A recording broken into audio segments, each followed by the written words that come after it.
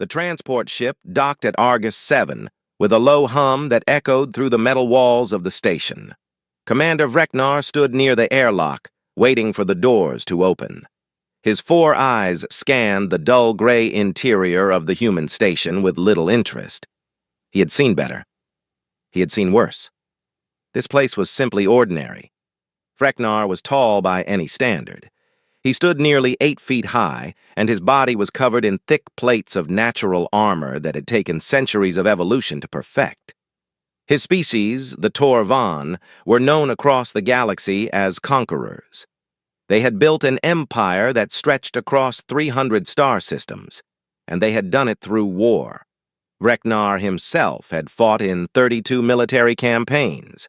He carried the ceremonial scars of 100 victories on his chest plate, each one cut into his armor by his own hand after battle. He was old by Tor-Van standards. Nearly 400 years had passed since his birth, and in that time he had killed more enemies than he could count. He had watched worlds burn. He had stood on the bridges of warships as they tore through enemy fleets. He had earned every title and every honor his people could give. And now, he had been sent to this small station to meet with humans. The airlock doors slid open, and Vreknar stepped through. 2 humans stood waiting for him on the other side. They were small. That was the first thing he noticed. The taller one barely reached his chest, and the shorter one came up to his stomach. Their skin was soft and pink, without any armor or natural protection. Their eyes were simple and forward-facing, giving them limited vision. They had no claws, no fangs, no natural weapons of any kind. Vreknar felt a familiar sense of disappointment. He had read the reports about humans before coming here. He knew they were a young species, barely a few thousand years into their civilization. They had only discovered space travel in the last few centuries. They were weak, fragile, and short-lived. Most humans died before they reached 100 years old. And yet, the Tor-Van High Command had sent him here to evaluate them as potential military allies. The Hollow Swarm, a race of mindless predators that consumed everything in their path, had become a threat to both Tor-Van and human territory. The High Command believed that an alliance might be useful. Vreknar believed the High Command was wasting his time. The taller human stepped forward and raised his hand in greeting. He had brown hair cut short and a face that showed signs of age, though by human standards, he was probably still young. His uniform was neat and clean, decorated with symbols that Vreknar assumed represented his rank. "Commander Vreknar," the human said. "Welcome to Argus 7. I'm Captain Jake Morrison. This is my second-in-command, Lieutenant Katie Brennan." The shorter human, a female with red hair tied back behind her head, nodded at him. Her eyes were sharp and watchful. She did not smile. Vreknar looked at them both for a long moment. He did not return the greeting. Among his people, respect was earned through combat, not through words. These humans had done nothing to earn his respect. "I am here to observe your military operations," Vreknar said. His voice was deep and rough, like stones grinding together. "The High Command wishes to know if your species is capable of fighting alongside the Tor-Van." Jake Morrison did not seem bothered by his cold tone. He simply nodded and gestured toward the corridor behind him. "Of course, Commander. We have prepared a full briefing for you. If you'll follow me, I'll show you to the command center." Vreknar followed the 2 humans through the station. The corridors were narrow and cramped compared to Tor-Van vessels. The lights were dim, and the air smelled strange. Everything about this place felt small and fragile, just like the beings who had built it. As they walked, Vreknar studied the humans they passed. Soldiers in uniform moved through the hallways, carrying equipment and talking among themselves. Some of them glanced at Vreknar with curiosity, but none of them seemed afraid. That surprised him slightly. Most species showed fear when they saw a Tor-Van warrior. These humans simply looked at him and continued on their way. Interesting, he thought. but not impressive. They reached the command center, a circular room filled with screens and control panels. A large window on one side showed the stars outside the station. Several human officers stood around a central table, looking at maps and data displays. Jake led Vreknar to the table and began explaining their current military situation. He talked about troop numbers, weapon systems, defensive positions, and supply lines. Vreknar listened with half his attention. The information was adequate, but unremarkable. The humans had a small fleet and limited resources. Their weapons were primitive compared to Torvan technology. Their soldiers were numerous, but physically weak. As the briefing continued, Vreknar found his mind wandering. He thought about his own battles, his own victories. He remembered the wars he had fought against species far stronger than these humans. He remembered enemies with claws that could cut through metal, enemies with poison that could kill in seconds, enemies with minds that could control the thoughts of others. He had defeated them all. What could these soft, fragile creatures possibly offer in a war against the hollow swarm? Katie Brennan seemed to notice his lack of interest. She stopped the briefing and looked at him directly. "Commander, do you have questions about our capabilities?" Vreknar turned his 4 eyes toward her. He decided to be honest. "I have seen enough," he said. "Your species lacks natural armor. You require artificial suits to survive in hostile environments. Your healing is slow. Your senses are limited. Your lives are short."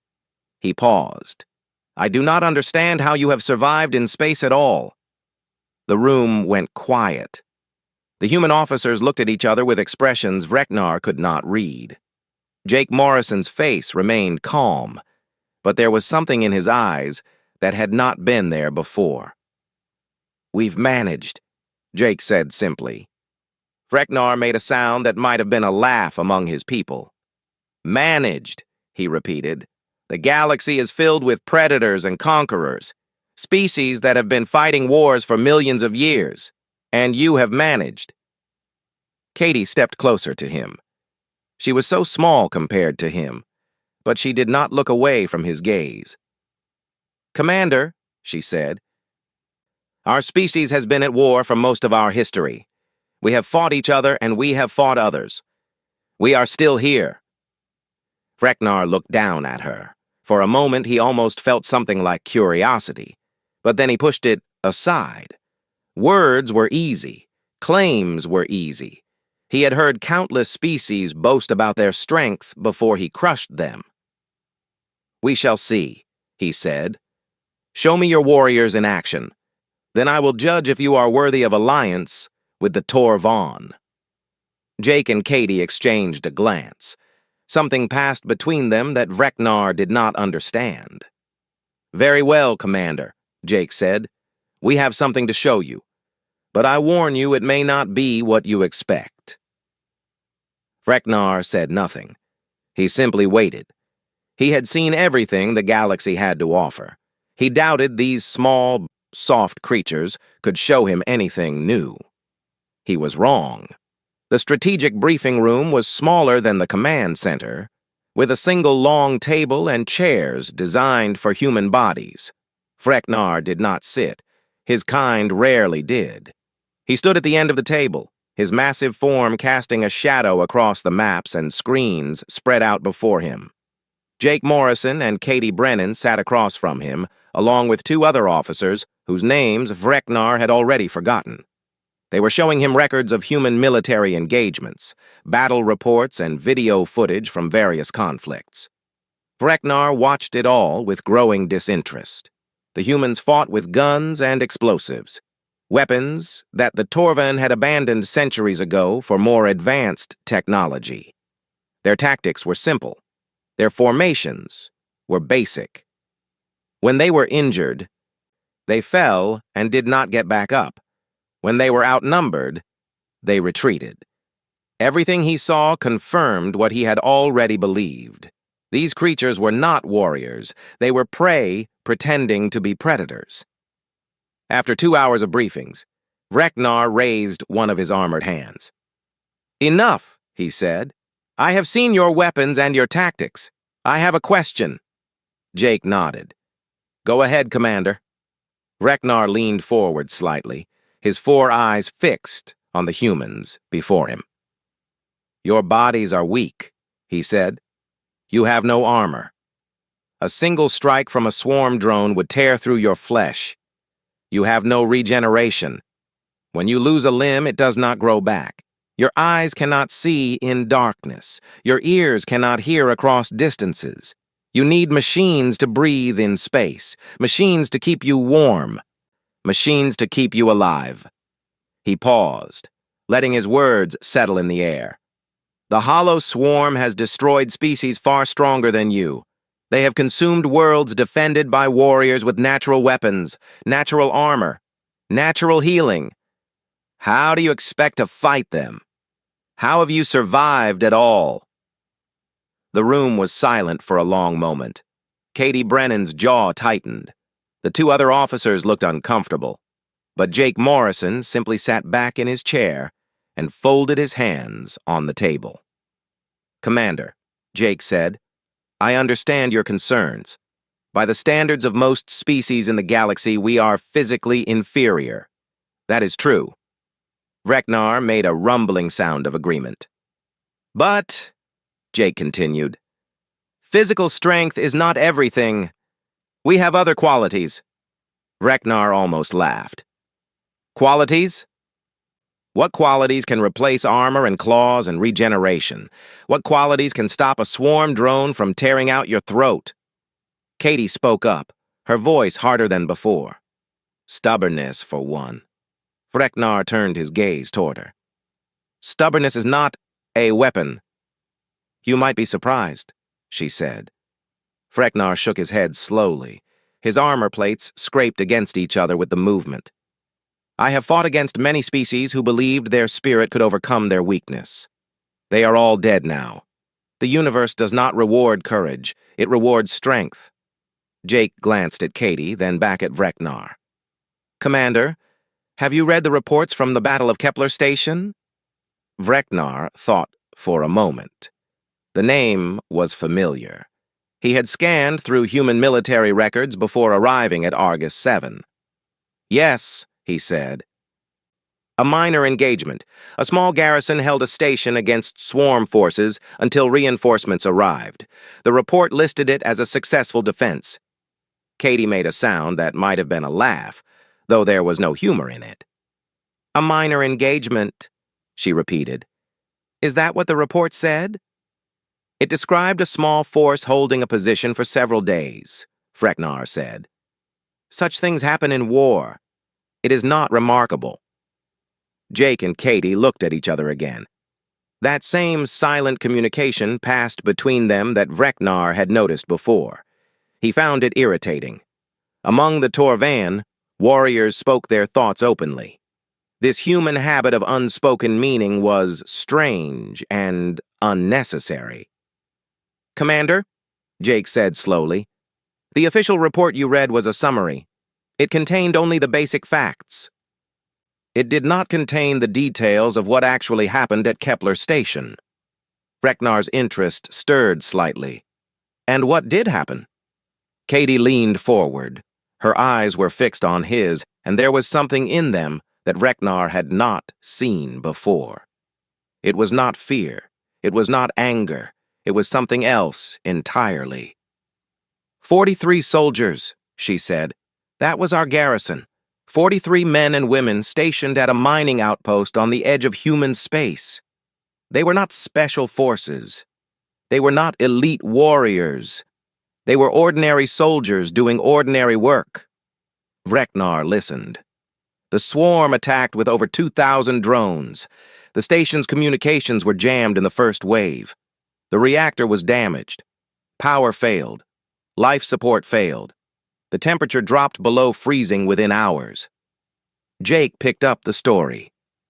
Reinforcements were 9 days away. The garrison knew this. They knew that no one was coming to save them. They knew that they were outnumbered 50 to 1 by an enemy that does not negotiate, does not retreat, and does not stop.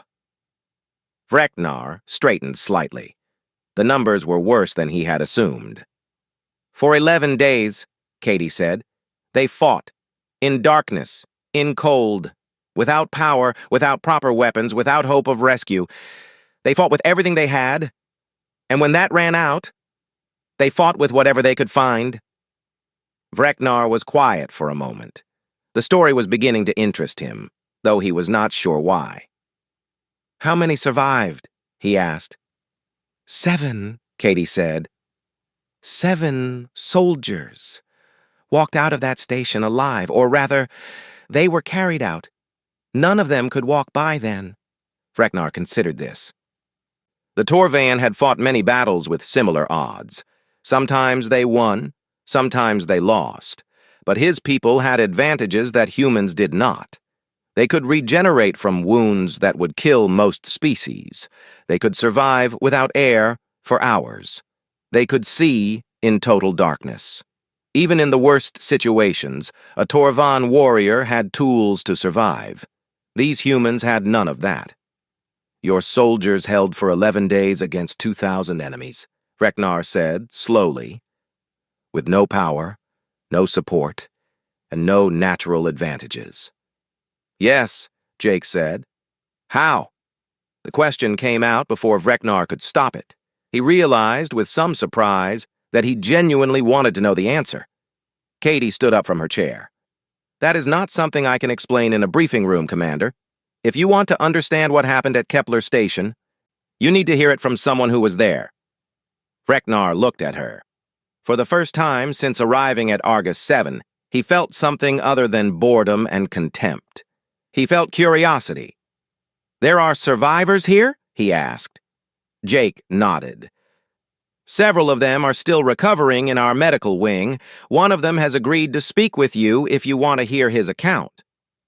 Vreknar thought about refusing. He thought about dismissing the whole thing as human exaggeration, as weak creatures trying to make themselves seem stronger than they were.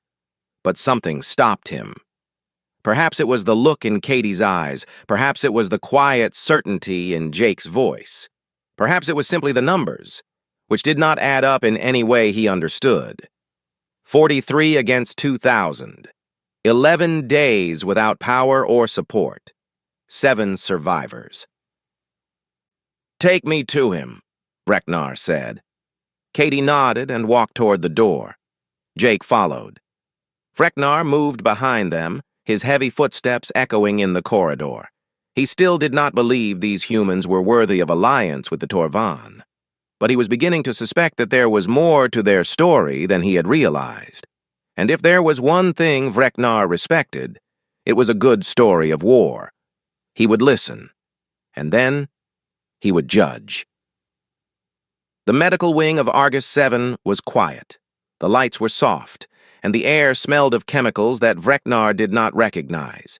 Human medical staff moved between beds and equipment, checking on patients and adjusting machines.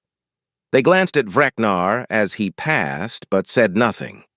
Jake and Katie led him through a series of corridors until they reached a private room at the end of the wing. The door was closed. Katie stopped and turned to face Vreknar. Before we go in, she said, I need you to understand something. The man you are about to meet went through something that most people cannot imagine. He agreed to speak with you because he believes it is important, but I expect you to treat him with respect.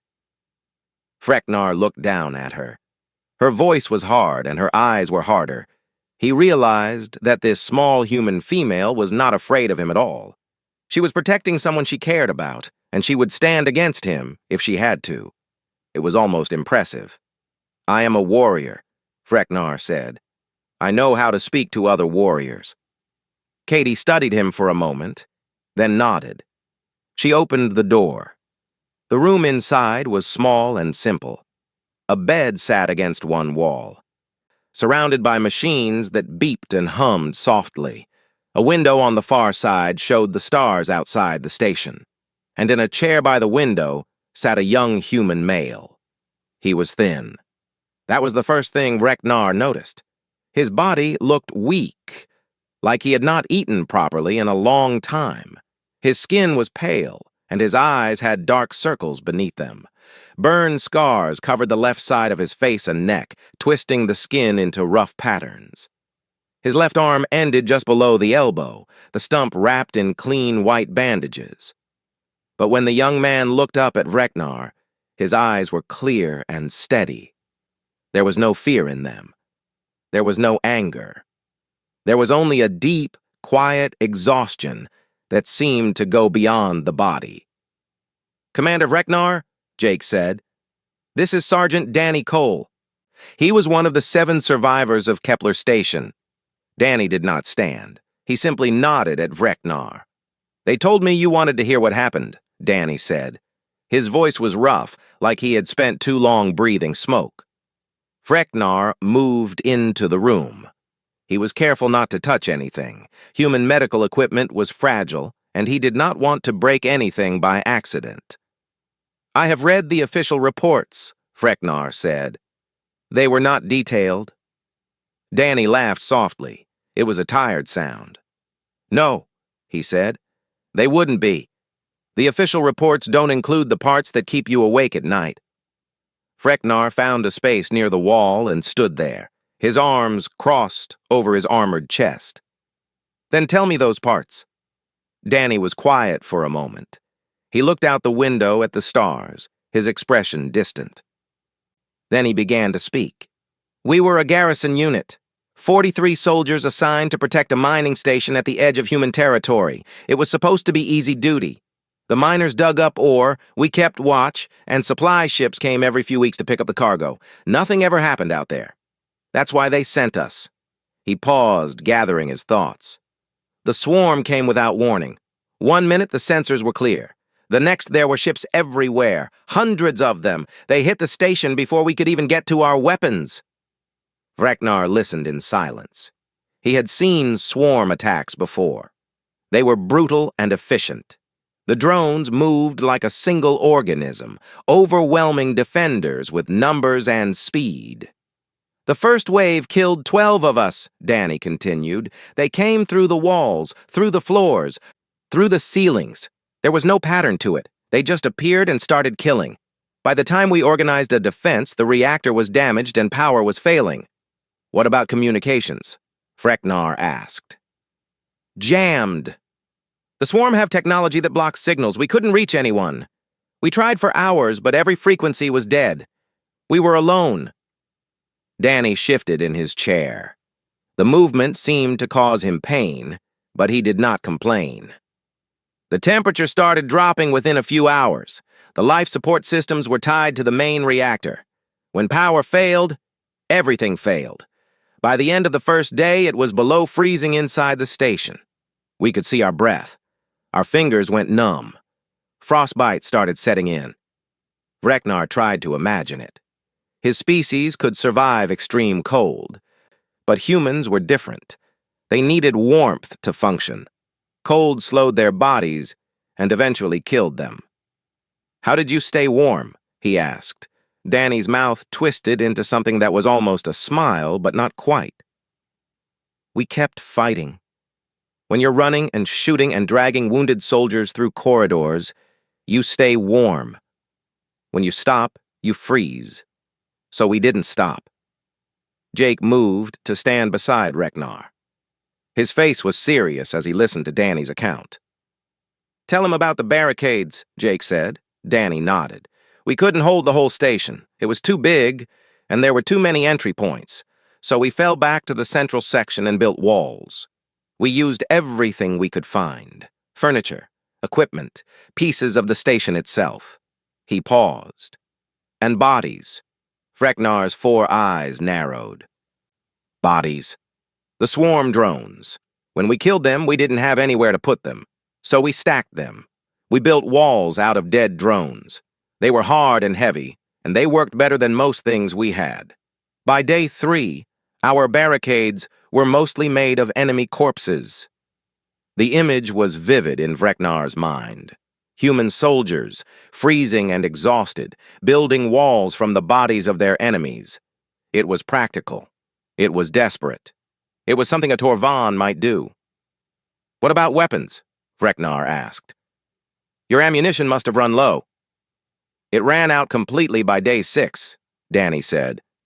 We had some grenades left after that, and some of the mining equipment could be used as weapons. Drills. Cutting tools. Things meant to break rocks. They worked on drone armor, too. He held up his remaining hand. It was covered in scars. The fingers slightly crooked from healed breaks. By day 8, most of us were fighting with metal pipes and whatever we could grab, close quarters, hand to hand. The drones have claws that can cut through steel, and we were blocking them with pieces of furniture and our own arms. Vreknar was silent. He thought of his own battles, his own close combat experiences. He had fought with claws and teeth and armor. These humans had fought with scraps and desperation. Tell me about the wounded, Vreknar said. Danny's expression changed. The exhaustion in his eyes deepened. That's the part that still keeps me awake, he said quietly. We had a medic. His name was Chris Parker. Good man. Calm, under pressure. But there was only so much he could do, with no power, no supplies, and no time. He took a breath. On day 5, Private Amy Reyes took a claw through the stomach. It went in one side and out the other. She should have died. Any normal person would have died. But Chris packed the wound with bandages made from torn uniforms, sealed it with tape, and Amy got back up. Vreknar leaned forward slightly. She continued fighting? She fought for 3 more days with a hole through her gut. She killed 17 drones in that time. She only stopped when she finally collapsed from blood loss on day 8. And even then, she was still trying to crawl toward the line. The room was very quiet. Katie stood by the door, her arms crossed, her expression unreadable. Jake had his hands in his pockets, his jaw tight. Vreknar looked at Danny Cole, this broken, scarred young human who had survived something that should have been impossible. Continue, Vreknar said. His voice was softer now. Tell me what else happened. Danny looked at him. For a moment, something passed between them. An understanding, perhaps. A recognition from one warrior to another. Are you sure? Danny asked. It gets worse. Vreknar nodded. I am sure. And Danny Cole continued his story. Danny Cole's voice filled the small medical room like smoke, slow and heavy. Vreknar stood motionless against the wall, his 4 eyes fixed on the young soldier. He had stopped thinking about evaluations and reports. He had stopped thinking about anything except the words coming from Danny's mouth. Day 7 was when we lost Corporal Ben Hartley, Danny said. He was our heavy weapons guy, big man, strongest in the unit. When things got bad, everyone looked to Ben because he made you feel like maybe we could survive. Danny paused. His hand gripped the arm of his chair, the knuckles white. The drones broke through the east corridor that morning. We thought we had it sealed, but they found a weakness in the wall. They poured through like water through a crack. We fell back, fighting every step. Ben was at the rear, covering our retreat. Vreknar knew what was coming. He had seen similar situations in his own wars. Someone always had to be last. A support beam came down. Part of the ceiling collapsed from all the fighting. Ben got caught underneath. His legs were crushed. We could see the bone. Danny's voice remained steady, but his eyes were looking at something far away. We tried to move the beam, 5 of us pulling with everything we had. But it was too heavy, and the drones were coming. We could hear them in the corridor, getting closer. Ben knew. He could see it on our faces. He stopped. For a moment, Vreknar thought he would not continue. But then Danny took a breath and spoke again. Ben told us to leave him. He said to give him a rifle and whatever grenades we had left. He said he would hold them as long as he could. Vreknar thought of Torvan warriors who had made similar choices. It was honorable to die fighting, to buy time for others with your own life. But a Torvan warrior had armor and regeneration. A Torvan warrior might survive such a last stand. Ben Hartley was human. He had crushed legs and a rifle and a handful of grenades. "How long did he hold?" Freknar asked. 6 hours. Danny's voice cracked slightly. "We heard the gunfire for 6 hours. Every time it stopped, we thought he was dead. Then it would start again. The grenades went off one by one, spread out over time. He was saving them, using them only when he had to." Katie made a soft sound near the door. Reknar glanced at her. Her eyes were wet, but she did not look away. "When the shooting finally stopped, we sent a scout back to check. The corridor was filled with drone bodies, 87 of them. Ben was still in his position under the beam. He was dead, but his hand was still on his rifle. He died fighting. He never stopped." Reknar was silent. In his 400 years of life, he had met warriors of many species. He had seen bravery and sacrifice and determination. But this was something different. This was a creature with no armor, no regeneration, no natural weapons, holding a position alone against impossible odds. And not just for minutes, for 6 hours. "Tell me more," Reknar said. His voice had changed. It was no longer demanding or arrogant. It was quiet, almost respectful. Danny nodded slowly. "By day 9, there were only 12 of us left. Most of us were wounded. Some couldn't walk. Some couldn't see. The cold and the lack of oxygen were getting to everyone. The station's air was running out. Every breath felt like breathing through a cloth." He touched the burn scars on his face. "That's when the fires started. The drones had some kind of weapon that sprayed burning liquid. We think they were trying to force us out of our position. It worked, partly. We had to fall back again, and some of us got caught in the flames." Reknar looked at Danny's scars with new understanding. Those were not just injuries. They were marks of survival against something that should have killed him. Sergeant Ryan Cooper was our leader by then. Lieutenant Marks died on day 4, so Ryan took command. He was a good leader, calm, smart. He kept us together when everything was falling apart. Danny smiled slightly, but it was a sad smile. On day 9, Ryan took a drone claw through the chest. It punctured his lung. He couldn't breathe right after that. He couldn't even talk normally. Every word came out as a whisper. Freknar tried to imagine leading soldiers while unable to breathe properly. Among his people, such an injury would be healed within hours. For a human, it was a death sentence. "But Ryan didn't stop," Danny said. "He kept giving orders. He kept organizing defenses. He kept us fighting. When his voice gave out completely, he used hand signals. When his hands were too shaky from blood loss, he wrote in the dust on the floor." Jake Morrison stepped forward. His voice was rough when he spoke. The rescue team found his last message written on the floor near his body. It said, "Hold the line. Help is coming." Danny nodded. He died standing. On day 10, just a few hours before the rescue ships arrived, he was at the barricade, weapon raised, facing the corridor where the drones were coming. His lung had collapsed. His body had lost too much blood. But he was standing. Freknar felt something he had not felt in a very long time. He was not sure what to call it. It was not fear. It was not admiration. It was something deeper, something that touched the part of him that remembered why he had become a warrior in the first place. When rescue finally came, Danny continued, 7 of us were still alive. 3 were in comas from lack of oxygen. 2 had gone temporarily blind. All of us had injuries that should have killed us. He looked directly at Reknar. The doctors later told me that by all medical standards, I should have died on day 4. The burns, the blood loss, the hypothermia. My body should have shut down, but it didn't. Reknar heard himself ask the question that had been forming in his mind since this story began. "How?" he said. "How did you not die? How did your bodies not simply fail?" Danny was quiet for a long moment.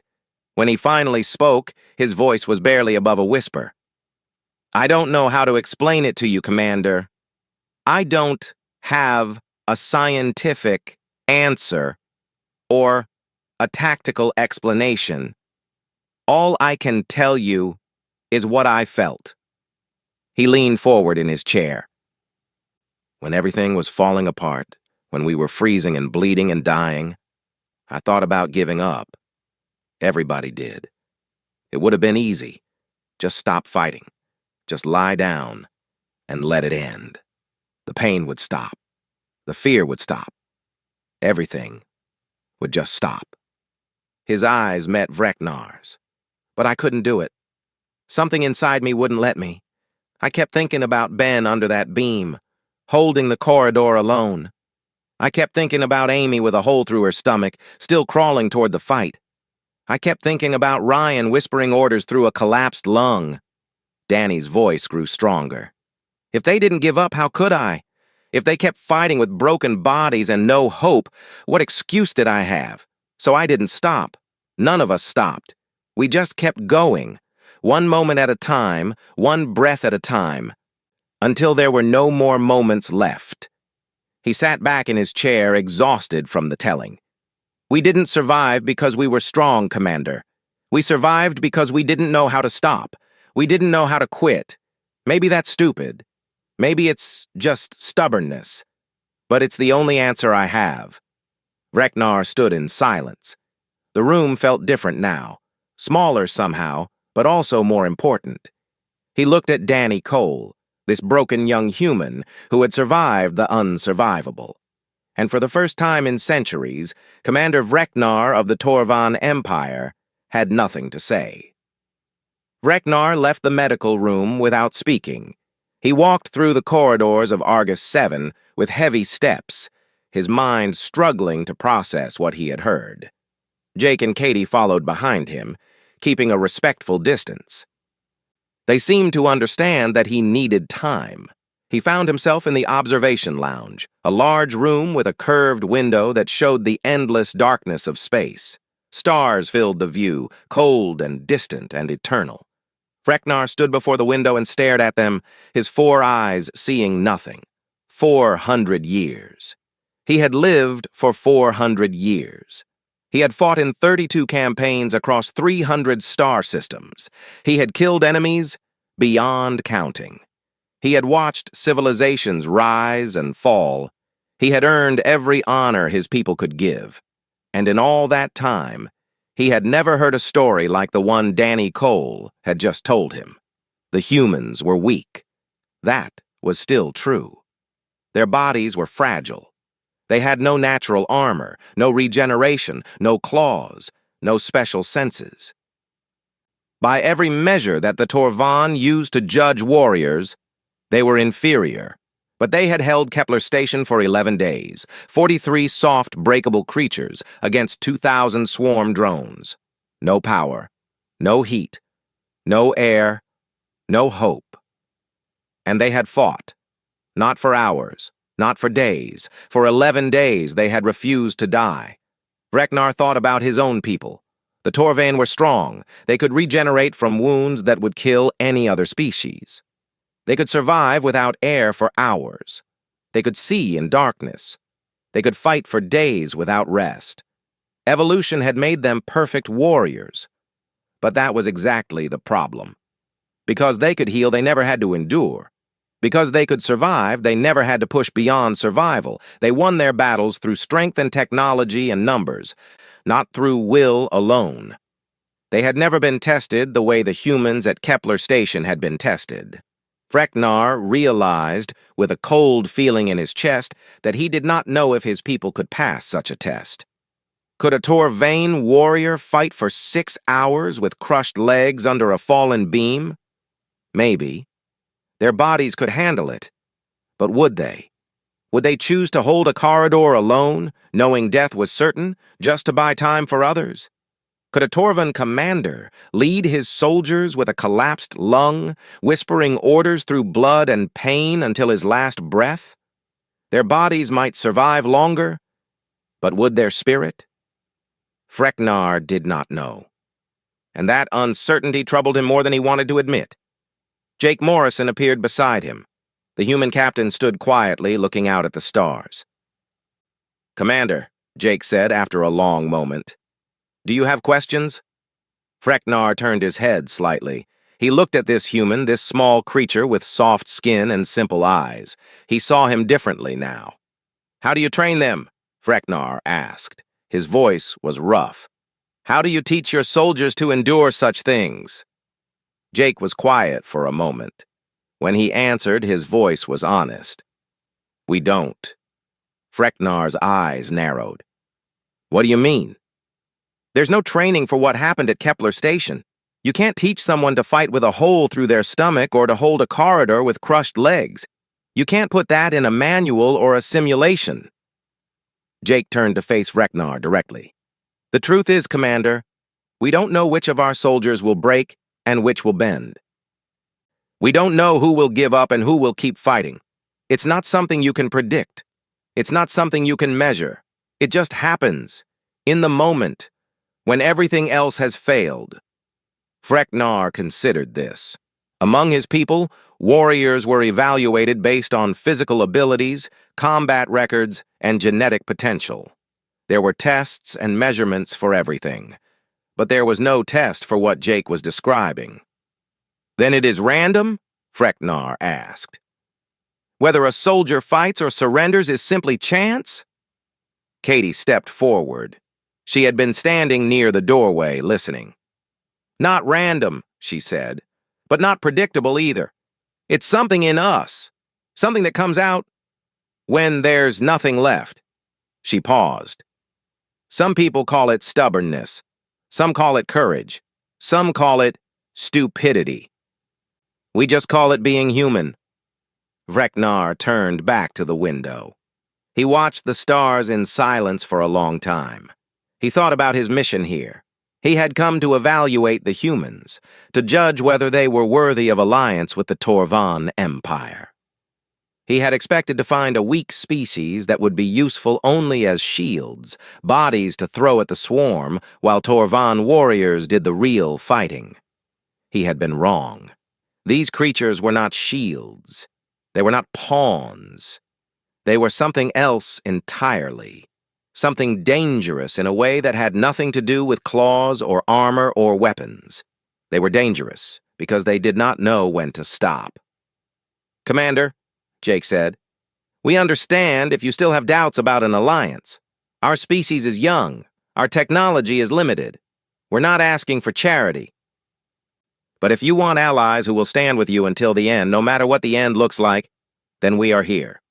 Freknar turned to face both humans. Jake Morrison, Katie Brennan, ordinary soldiers of an ordinary species, soft bodies and short lives, and no natural weapons. But something in their eyes reminded him of Danny Cole, that same quiet strength, that same stubborn refusal to accept defeat. "Among my people," Freknar said slowly, "there is a title given to warriors who survive against impossible odds. We call them Vrekthal. It means one who would not fall." He paused. "In my 400 years of life, I have known only 3 warriors worthy of that name. 3 individuals, out of millions. It is the highest honor a Torvan can receive." Jake and Katie listened in silence. Freknar looked at them both. Then he did something he had never done before for any species outside his own. He lowered his head in a gesture of respect. "Your species has earned that title," he said. "Not just the soldiers at Kepler Station. All of you. Every human who carries that same fire inside them." Katie's eyes widened slightly. Jake's expression did not change, but Freknar could see the effect of his words in the way the man stood a little straighter. "I will return to my high command," Freknar continued. "I will give them my evaluation, and I will make a recommendation." He straightened to his full height. "I will tell them that the humans are not strong. They are not powerful. They do not have the weapons or the technology or the numbers to match the great empires of the galaxy. By every standard we use to measure warriors, they are inferior." He paused. And then I will tell them that none of that matters, because the humans have something that cannot be measured. They have a fire in them that does not go out. They fight when they should die. They stand when they should fall. They refuse to accept defeat even when defeat is the only logical outcome. Vreknar's voice dropped lower. I will tell them, do not make enemies of the humans. They do not know when they are beaten. They do not know how to die quietly. And that makes them more dangerous than any species we have ever encountered. The observation lounge was silent. Outside the window, the stars continued to burn in the darkness. Jake Morrison extended his hand. It was a human gesture of agreement and respect. Vreknar had seen it before, but had never participated in it.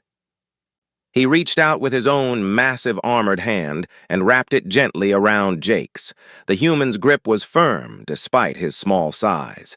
Thank you, Commander, Jake said, for listening, for understanding. Vreknar nodded slowly. Thank you, Captain, for showing me something I did not expect to find. He released Jake's hand and stepped back. I have fought many battles, Vreknar said. I have seen many things, but I think this day will stay with me longer than most. I came here expecting to find weakness. Instead, I found something else. What did you find? Katie asked. Vreknar looked at her. For a moment, he almost smiled. It was not an expression his face was built for, but the intention was there. I found warriors, he said. True warriors. Not because of what your bodies can do, but because of what your spirits refuse to accept.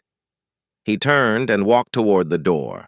His heavy footsteps echoed in the quiet room. At the doorway, he stopped and looked back. If the swarm comes for your worlds, he said, the Torvan will stand beside you. Not because we must, not because it is strategic, but because warriors should fight together. And because I want to see what else your species can do when everything tells you to fall, and you choose to keep standing. Then Commander Vreknar of the Torvan Empire walked out of the observation lounge and back toward his ship. And somewhere in a medical room on Argus 7, a broken young soldier named Danny Cole looked out his window at the stars and smiled. The alliance between humans and Torvan was formed 3 weeks later. It would go on to change the balance of power in the galaxy forever, but that is a story for another time. This story is about something simpler. It is about 43 ordinary people who faced impossible odds and refused to give up. It is about the moment when a war-hardened alien warrior who thought he had seen everything learned that true strength has nothing to do with armor or claws or regeneration. True strength is standing up when every part of you wants to fall. And humans, it turns out, are very good at standing up.